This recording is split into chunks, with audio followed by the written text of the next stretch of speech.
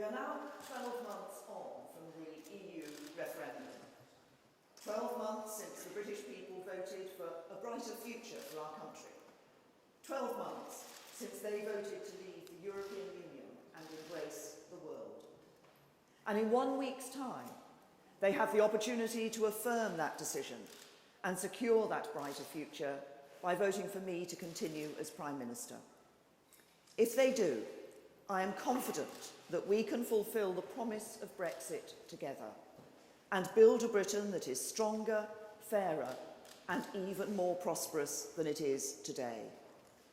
Because the promise of Brexit is great, the opportunities before us enormous, and I am ambitious for Brexit and ambitious for Britain. For we are a great country, a country that is proud of its European heritage, but a country that has always looked beyond Europe to the wider world. And 12 months ago, the British people chose to do so again. They chose to build a more global Britain. And let us be clear, they did so with their eyes open. They knew that it would not be straightforward. They knew the road ahead may be uncertain, but they believed that it would lead towards a brighter future for their children and their grandchildren too. So with determination and characteristically British quiet resolve, they defied the establishment, ignored the threats, and made their voice heard. I respect that decision and am clear about what needs to be done. It is time to act on their instruction, to deliver their will.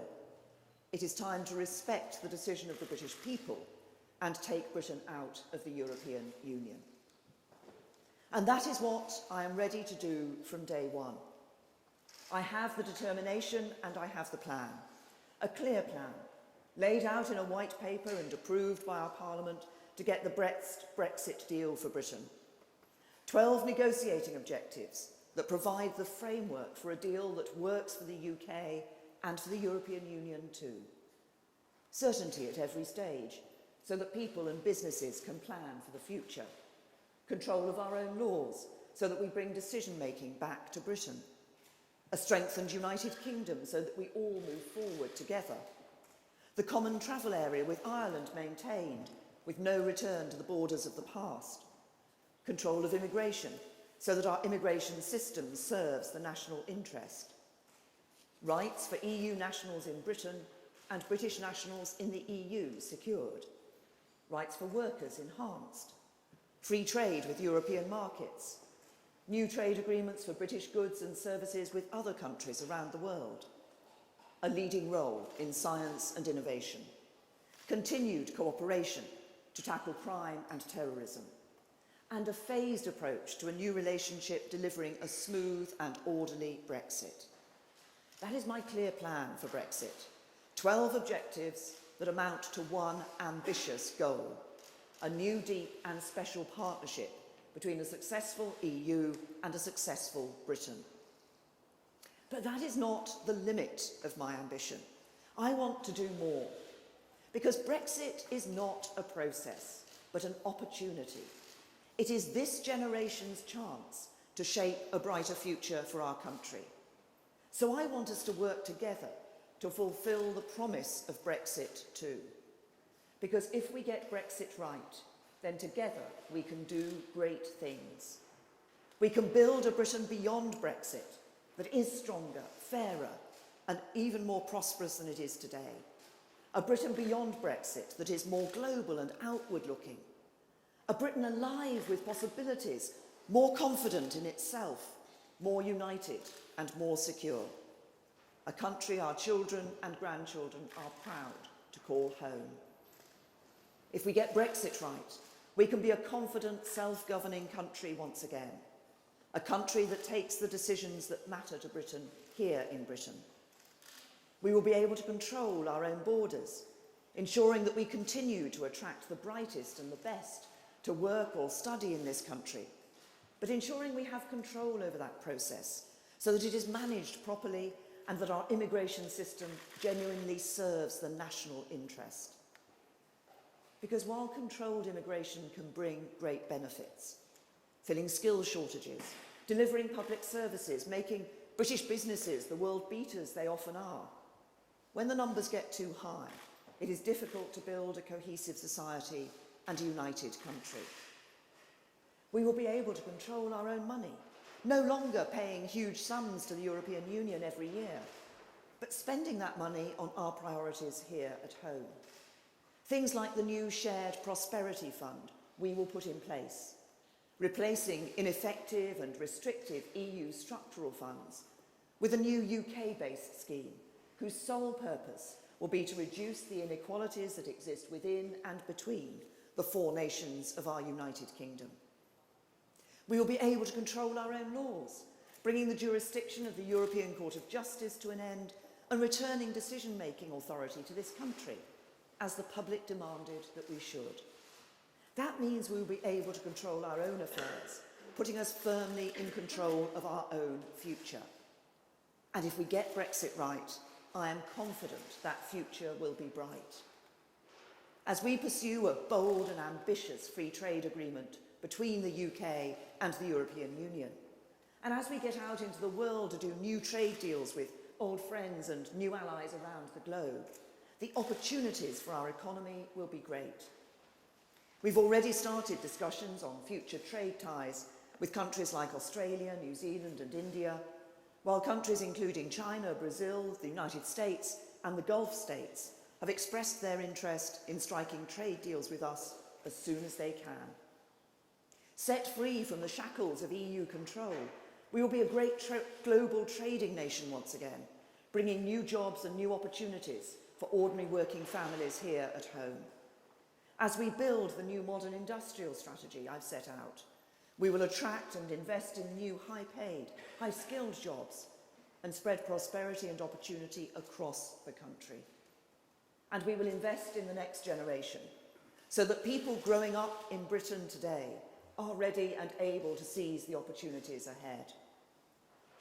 That is why, as well as continuing our school reforms to ensure everyone gets the core academic education they need, the government I lead will revolutionise skills training in this country, putting technical excellence on a par with academic education for the first time. We will invest in further education colleges to ensure they have world-class facilities. We'll introduce new T-levels for post-16 education, replacing a confused picture of 13,000 existing technical courses with new and better qualifications that give young people the skills they need to do the jobs of the future. And as we announced in the budget in March, we will implement the recommendations of the Sainsbury Review into post-16 skills, increasing by over 50% the number of hours training for 16 to 19-year-old technical students, including a high-quality 3-month work placement for every student.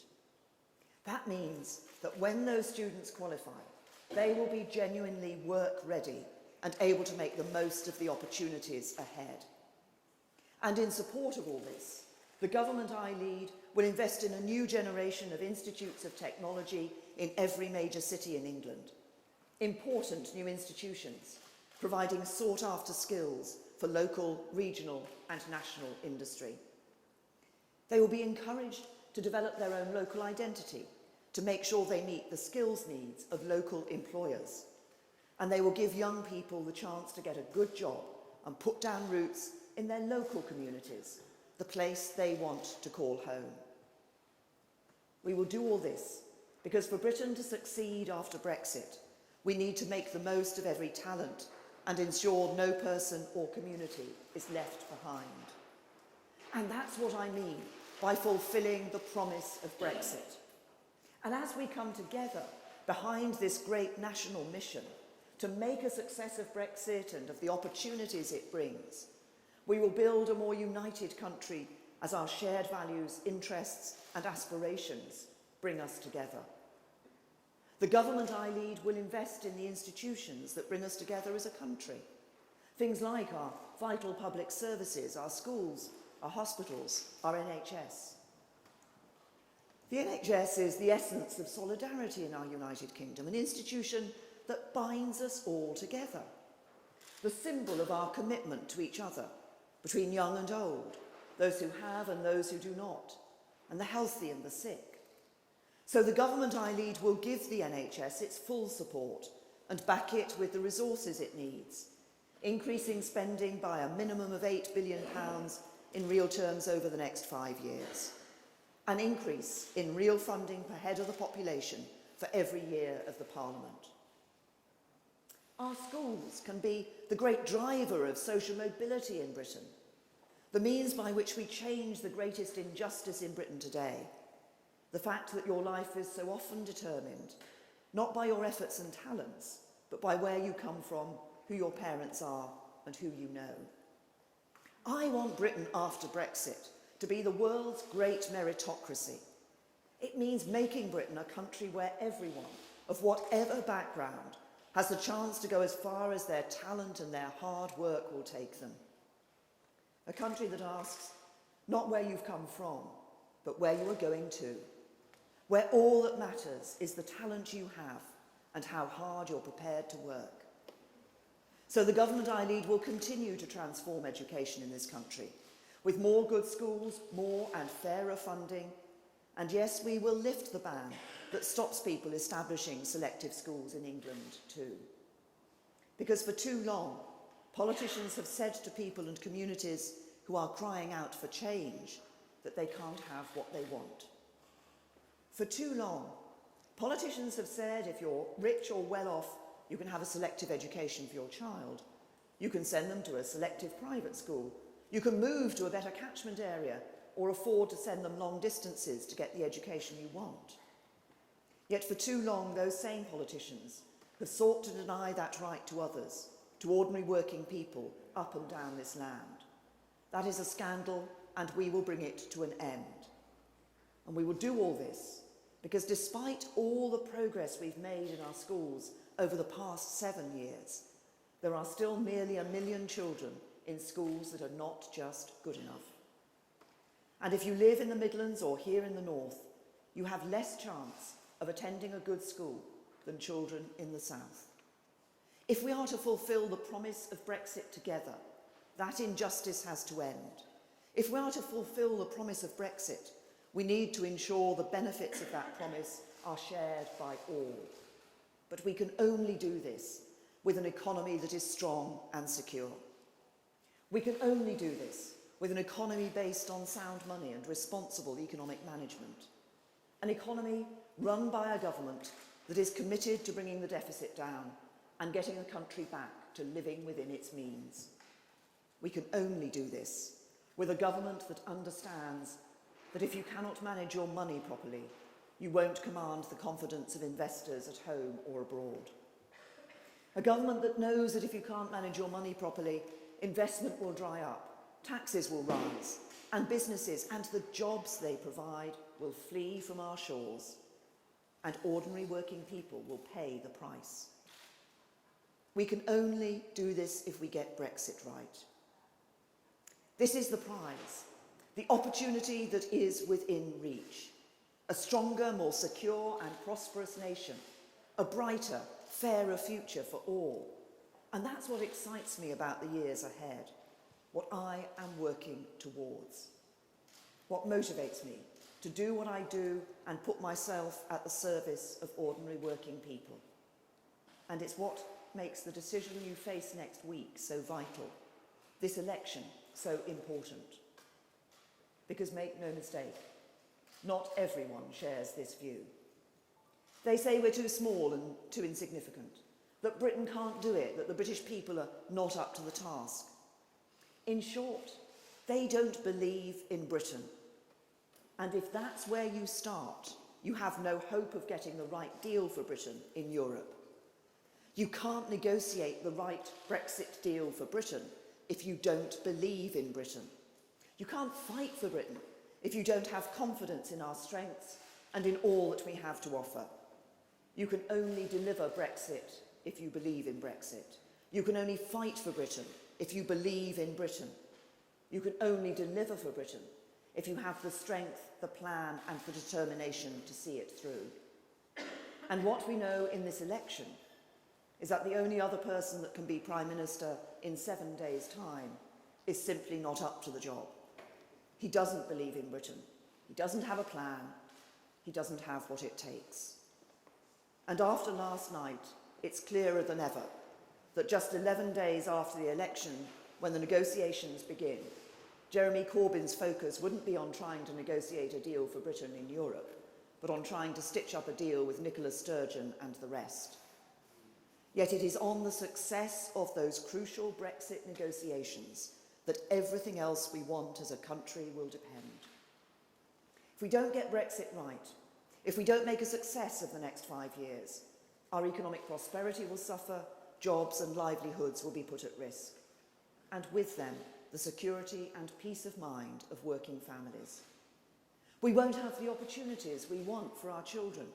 We won't have the high-skilled, high-paid jobs of the future. We won't have the financial means to fund the public services upon which we all rely. And the brighter future people here in the North East and across the country voted for 12 months ago will slip from our grasp. But if we do, the opportunities before us are great. That's why I make this commitment to you and this commitment to Britain.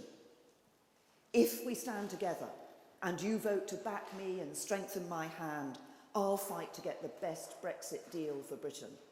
I'll stand up for Britain and fight for Britain to guarantee our economic security, to deliver better paying jobs, a good school place for every child, real technical education and extra funding every year for our schools and a strong NHS.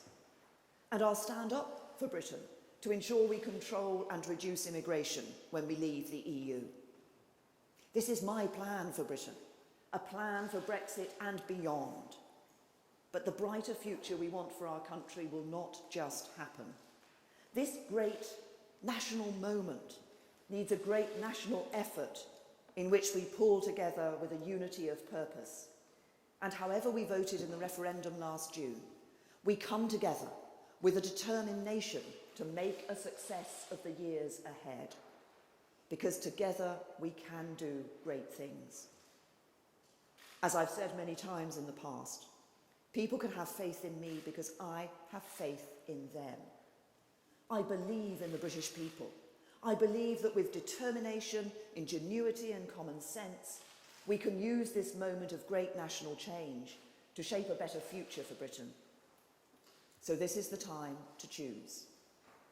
Because at moments like these, great turning points in our national story, the choices we make define the character of our nation. We can choose to say the task ahead is too great. We can choose to turn our face to the past and believe it can't be done. Or we can look forward with optimism and hope and to believe in the enduring power of the British spirit. I choose to believe in Britain and that our best days lie ahead. And I do so because I'm confident that we have the vision and the plan to use this moment to build a better Britain.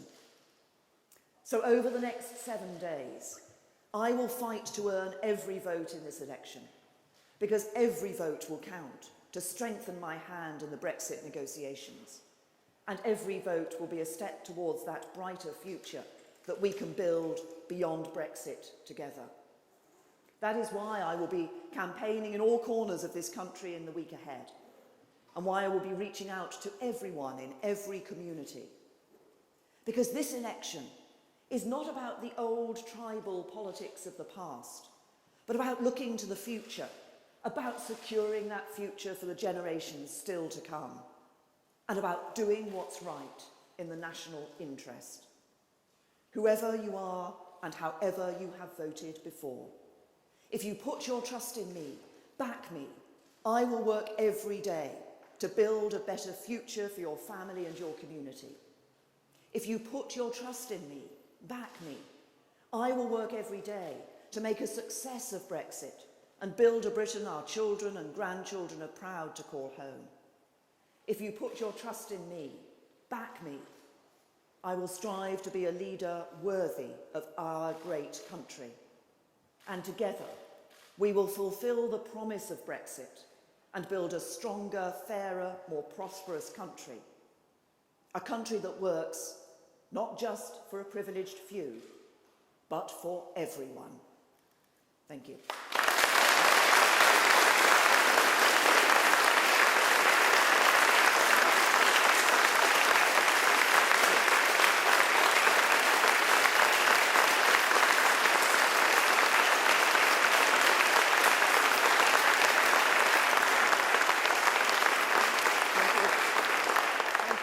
Thank you very much. I look over to the media. Who have we got? Ben. Thanks very much. Prime Minister Ben Wright from the BBC. You warned recently that there would be dire consequences if you didn't manage to get a deal between Britain and the EU, but you haven't spelt out what those dire consequences would be. Please could you tell us now, and under what circumstances would you be prepared to walk away from the negotiations? Well, actually, in the speech that I've just given, I've pointed out some of the problems if we don't get the good deal from Brexit. But if I look at what a bad deal might look like, we've got, if you like, two groups here. We've got people in Europe who are talking about punishing the UK. And I think if we went down that route, then that would lead to a bad deal for us. And on the other hand, you've got people here in the UK and other political parties who seem willing to sign up to a deal, whatever the price of that deal. And I think they would end up with the worst possible deal at the highest price. That would be bad for our country and families would pay the price.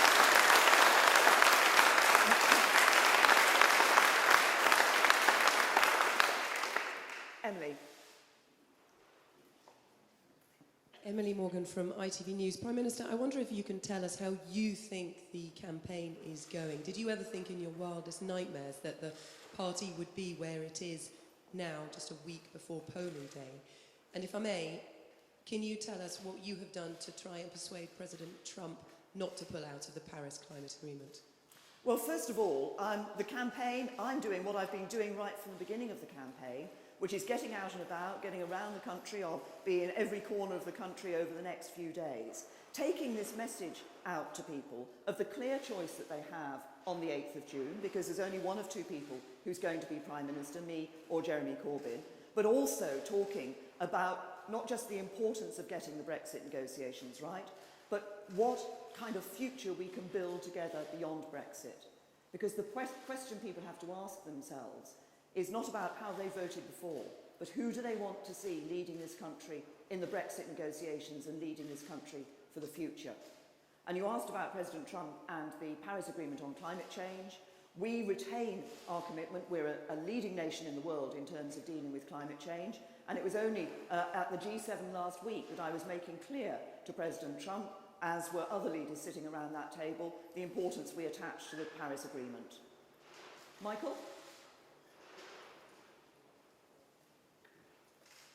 Michael Crick from Channel 4 News.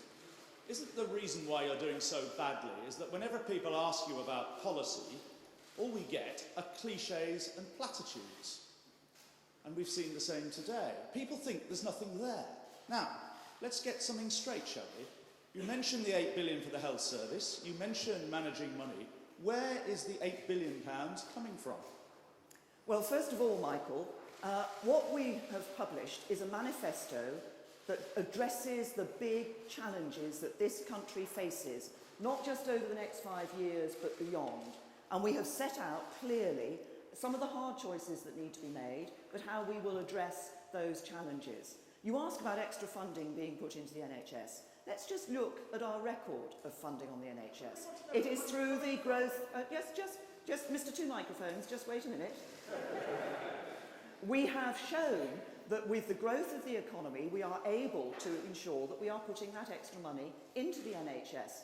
You've been at one or two of my speeches now, Michael. You will have heard me make the point in those and on a number of other occasions that funding the NHS depends on having a strong economy in order to be able to generate those funds. And that's a fundamental difference between them. Now, Beth. If the economy goes downhill, then the money for the NHS won't be there then. Well, people should vote Conservative to make sure the economy doesn't go downhill.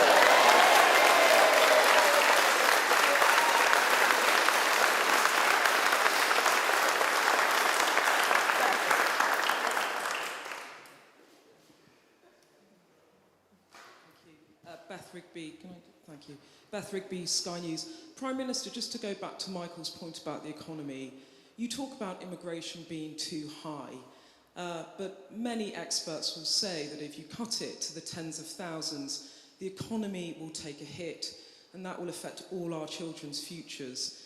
Do you accept that? And be straight with people. What is a realistic level for immigration, and how many work visas do you anticipate you'll need to not have an economic contraction in this country? Thanks. Well, first of all, we have retained our commitment to bring net migration down to sustainable levels. That's the tens of thousands. Why have we done that? We've done that because we recognise the impact that immigration has when it is too high and too fast on people. And it's people at the lower end of the income scale who most feel that impact, both in displacing jobs and in keeping wages down. It also can put pressure on public services. But what we do need to do in terms of the economy for the future is make sure that young people here in this country are trained with the skills that they need to take the jobs of the future. And that's why what we're doing in technical education is going to be so important for our economy in the future. Harry. Thank you, Prime Minister. Harry Cole from The Sun. On Tuesday, you launched a blistering personal attack on Jeremy Corbyn, and here you are today, 48 hours later, preaching national unity and the end of tribal politics. Are you concerned your campaign messaging is a little bit all over the place and aware it gives off a slight sense of panic? No, on Tuesday and today I made the point that I don't think Jeremy Corbyn's up to the job. He hasn't got a plan for the Brexit negotiations. Those will start 11 days after election day. He hasn't got a plan for us building a stronger economy and a more secure future for this country. And he doesn't have a plan for ensuring our national security. That's why I say there's a very clear choice for people at the election next week, in just a week's time. It is who do they want to see, who do they think has got the strong and stable leadership to take this country through into the future. Yes, Jack. Jack Maven from the Daily Telegraph. Prime Minister, can I ask, the latest opinion poll gives your party a lead of just 3 points over Labour. Why do you think that the 24-point lead you had when the election campaign began has evaporated? Jack, you know that there's only one poll that matters, and that's the poll that's going to take place next Thursday on the general election, when people actually go and cast their vote. And when they do that, the choice they have is a simple one, because there is only one of two people who is going to be Prime Minister after the general election. It's either me or Jeremy Corbyn. So the choice people have is, do they want to, how do they see the future? They have a choice to decide who they want to lead this country into those Brexit negotiations, get the best deal for Britain from those Brexit negotiations, but also lead us to building that stronger, more prosperous future for our country. It's a very clear choice. I think it's me and my team that have that strong and stable leadership to be able to take this country into those Brexit negotiations, get the best deal, but build that stronger, more secure, fairer, more prosperous future as well. Yes.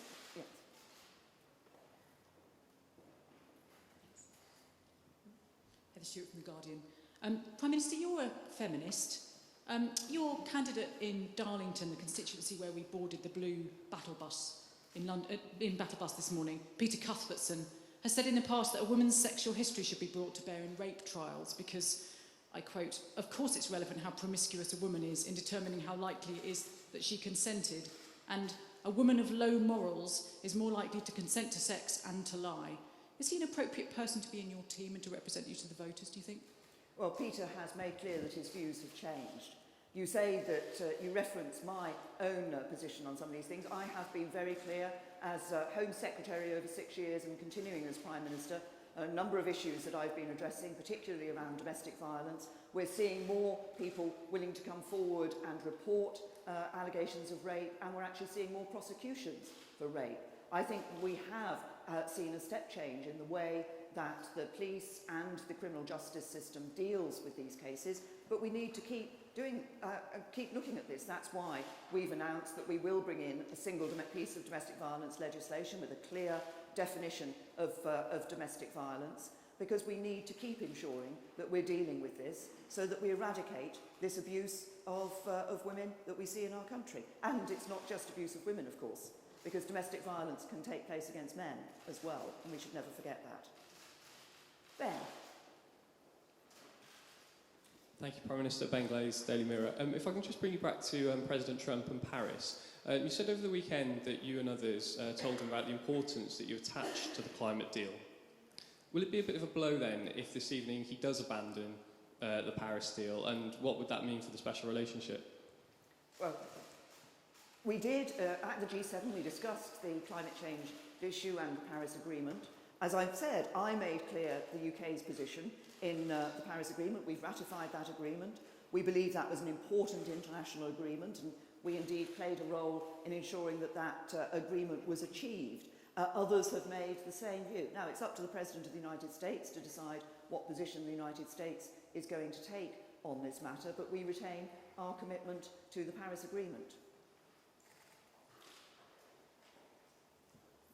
I'm Claire Ellicott, Daily Mail. Prime Minister, your Foreign Secretary has said that last night's BBC election debate audience was the most left-wing he'd ever seen. Do you agree with his comments?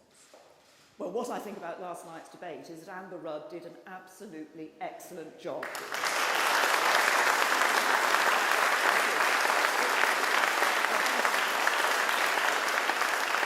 I'll take the last two hands I've got up. Yes. Sam Lister, Press Association. Did you actually watch last night's debate? As I say, I think Amber did an excellent job in that debate. Yes, in the front. I think this is the last question, the last hand I saw up. Henry Zeffman from The Times. Prime Minister, you've now said twice that you thought Amber Rudd did an excellent job in last night's debate. If you win the election, are you going to make her Chancellor? I'm focusing on actually making sure that when people come to vote next week, they're very clear about what the choice is at this election. And it's between me and my team, and you've seen the excellence of the team I have around me, and with that strong and stable leadership, which will take us to that brighter future. Thank you very much, everyone. Thank you.